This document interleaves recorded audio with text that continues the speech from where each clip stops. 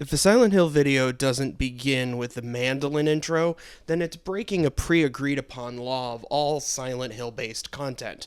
Do you want aiding and abetting on your permanent record? I bet not. Always remember, if laws are being broken and you saw something, no you didn't. So yeah, right, okay, because everything in life and in the world is going swimmingly, I suppose I can take a few minutes out of my very busy schedule to talk about the Return to Silent Hill movie, a movie that surpassed my incredibly low expectations, and I use the word surpassed in the most derogatory way possible. Because this movie, it made me mad. It made me review forum dweller mad. Like, oh god, just take me back to the past. Yeah, no, okay, fine, can't do the angry reviewer thing. I was never good at it anyway, even if I did have fun doing it. Reviewing's gotten a lot more sophisticated these days. You gotta show your work now. Alright, fine. But where do we start? Well, I suppose it makes sense to start with my feelings on the source material, and that's certainly easy enough. In 2006, a movie came out called Silent Hill that was loosely based on the 1999 video game of the same name. It stars Radha Mitchell, Alice Krige, Laurie Holden, and Sean Bean, and it's fine. I think it's fine. I rewatched it for this video, and it remained fine. Isn't it wonderful that I get to have a modern opinion of an old thing? It's fine. There were germs of good ideas and clever additions that I thought were neat. For example, having the bubblehead nurses being played by dancers to accentuate their alien movements in a more natural way was genius, even if I don't necessarily think that the cleavage nurses make sense for a Silent Hill 1 adaptation. Also, having the Borg Queen play a cult leader was an inspired bit of casting. I don't agree with the idea of changing Harry Mason to a woman because Harry Mason was vulnerable and vulnerability isn't masculine.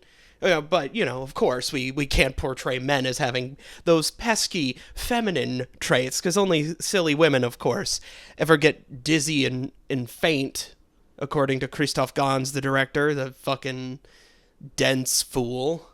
But you gotta understand where he's coming from. He didn't want Silent Hill to be too politically correct for the gamers. And, hearing these things that Christoph Gans said 20 years ago have forced me to go back and question some things, like that one very, very iconic death scene from the film that in conference with one of my cousins once when we were kids, she referred to as that barbed wire cooter death.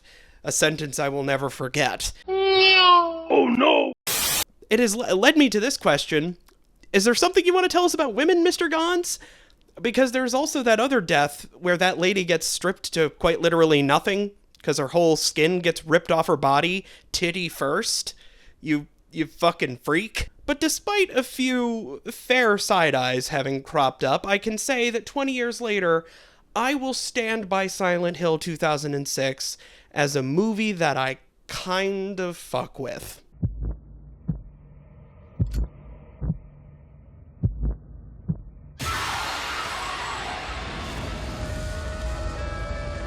Oh, I'm doing so good. It's time for me to move my review gaze to a video game called Silent Hill 2.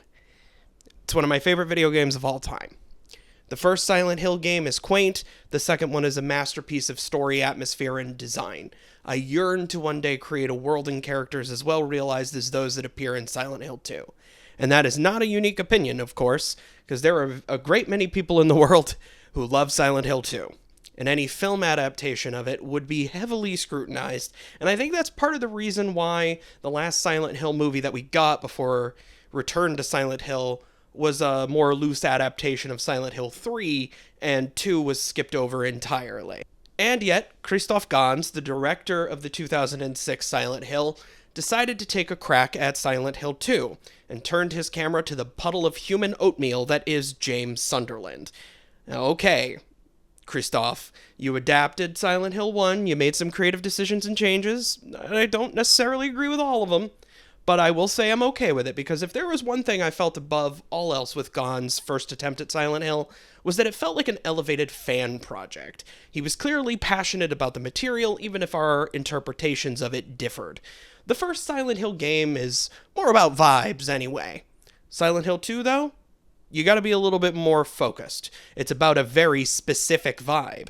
It doesn't leave anything up to interpretation. Because it's been 25 fucking years. Several people involved in that project have made it very clear, both within and out of the text, what Silent Hill 2 is about. What every nook, cranny, and hole to hell is all about. And if you're gonna make changes to that, they better be super justified. Or really good. You did it, didn't you, Jimmy? You woke him up. So, okay, yeah, that brings us to this part. My review of Return to Silent Hill, quite simply, is that Christoph Gans is a fart face. There you go. That's my review. Fart face out of 10. Are you all still here after that? You gonna stick with me after fart face out of 10? Because if you are, be forewarned. It's about to get crazy. You need to buckle up because we're about to swerve off a fucking highway. Regrettably, I have to spoil this movie because there were awful decisions that were made by the people behind it, and they are shameful and need to be scorned publicly. There were many changes to locations and characters, iconic scenes that were done for reasons I cannot fathom. I can't tell you why it was done, because none of the changes made make anything better, and they don't even fit with the aspects that were faithful adaptation. And I believe that all starts with our protagonist, James Sunderland.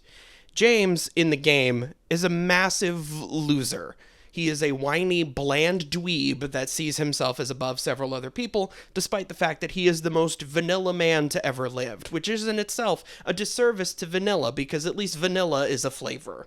The psychosexual hallucinations that he sees in Silent Hill are manifestations of his own insecurities, inadequacies, and frustration. Movie James Sunderland looks like he just came off the set of The Vampire Diaries. He is a Mustang-driving, blunt-smoking, cool customer. He gets in bar fights and is a big, brave boy that doesn't afraid of anything. James Sunderland should be racked with self-doubt, guilt, and fucking cholera from all the wet shit he mucks around in. This guy looks like he doesn't even have a thought in his head. Like, how is Silent Hill gonna manifest anything that messes with him? Like, look at him. He fucks. Maybe not well, but he fucking. The only sexual frustrations this guy feels are that he doesn't get to do it more. So that's bad from a start. A capable, sexually active James Sunderland is the wrong person to be walking into Silent Hill, but I guess the point of everything is supposed to be his relationship with Mary. In the movie, Mary is an aloof cult member who has blood orgies, is slowly being consumed by the cult, and by consumed, I mean in the same way you or I might consume a burrito smothered in salsa verde if the verde were roja and the salsa were blood. She also gets fed drugs by the cult that make her terminally ill. Dang. It's a living. So, of course, that leads us to the pivotal scene that the entirety of Silent Hill 2, the game, is building to. And in the movie, she tells James, hey, you want to just kill me? I'll help you do it. I'll help you smother me.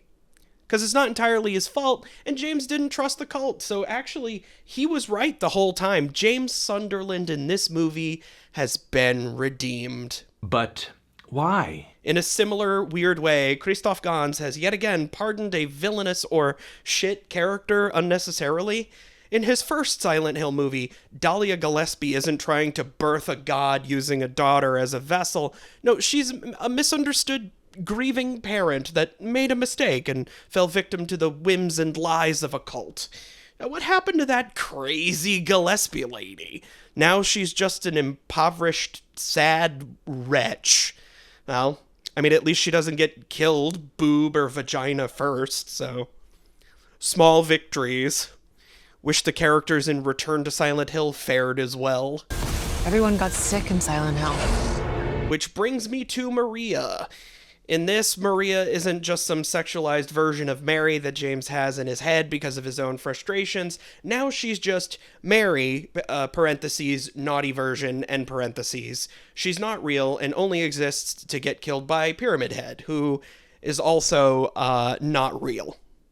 And yes, Pyramid Head. Oh good, Pyramid Head. Well, at least he belongs in this movie, right, Christoph? You freak. His appearance was legitimately, even though it was, questionable, it was cool in the first film, so you kind of got away with it. So what's he going to do here? Is he going to have the scene with the mannequins? Oh, no. Instead, a Mary-flavored mannequin turns into a thick-bootied spider, and Pyramid Head punches it in the back a few times until it dies. Also, Pyramid Head in this is just James, not a manifestation of his inner thoughts sent to punish him. It's just him, with a big fucking thing on his head. But the giant spider intrigues me. So that's not great. And if this is going to mishandle everything that we've talked about to this point, how does it handle touchier subjects, like, say, Angela Orozco? Because she's here. Oh, no. Well, like Maria, she's also Mary. And we have Laura here, too, the little girl. But instead of her being here to contextualize Mary's character or have an adversarial relationship with James, she is a demon baby doll wielding Mary. She's Mary, too. She's Mary, she's Mary, I'm Mary. Are there any other Marys I should know about? Meow. I'm out of here. I don't know, maybe we can ask Eddie, because he's here too. The town's full of Marys, and all he can do is sit around and eat pizza. Maybe he's one of the Marys too. I mean, we'll never find out. He's in the movie for about 12 fucking seconds and then leaves. He was the only smart one. Showed up vomiting into a toilet, called James an asshole, and then left the movie forever. The everyone is Mary twist really fucked me off. I was so mad about it. Because that's when this movie went from being just a bad movie to an active cause of psychic damage. I can't even imagine the thought process behind these changes. Like, I thought this guy was supposed to be a fan. And I guess he is, but he's like a bad fan. The first movie he made felt like a passion project. This is different. And I could have excused it if it had been made by someone who had just never experienced Silent Hill, and they had someone who themselves only had passing knowledge of it write down the entire story in block letters on a post-it note. I could have forgiven that. But this is like it was made by an arrogant fan who thinks he knows better than the source material and is the only person on Earth who can fix it. I know writers who use subtext, and they're all cowards.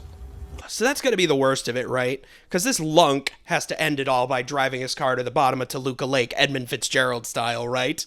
Well, yes, he does in water himself, but as he is sitting underwater, there are lights that come toward him, and we fade to white, and we go back to the very beginning of the movie with his blunt lit shades on, top down, and he meets Mary again, but for the first time, kind of, and he gets to start over with her courtesy of a time loop. James Sunderland gets his happily ever after. But I don't. Where's Chris's happily ever after? Because I had to make this video. This was supposed to be my end of 2025 vid, but then I saw this movie and shit pissed me off beyond belief. I don't even know how to end the video now. I guess if I had a dog, I'd cut to the dog and I would do a dog ending for this whole thing, but I don't have a dog, so I can't do that. And I'm gonna blame this movie for that too. In fact, the only thing that could have saved this movie is if in the final scene, James Sunderland walked towards the camera and walked past it just to see a dog sitting in the director's chair. Because, I mean, what are you going to do at that point? If he's just like, if it's a dog sitting in the director's chair, I can't blame a dog for misunderstanding Silent Hill 2. There's a dog, for fuck's sake. But what do you say? What do you say? What can I say? I don't know. I guess I'll say this is the worst movie of 2026. I'm not even saying that in like a facetious, funny, ha-ha way, because, it came out in January. Of course it's the worst one so far, lol.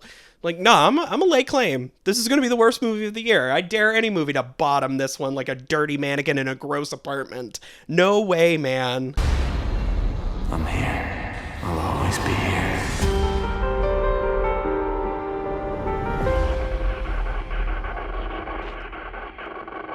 That's all I've got. That's all I saw fit to write. So follow me with subscriptions and on Blue Sky. Get the links in the description. Join my Patreon. I would appreciate that. It'd be a nice thing for you to do. Support me if you can. Love me if you must. Have a great rest of your day.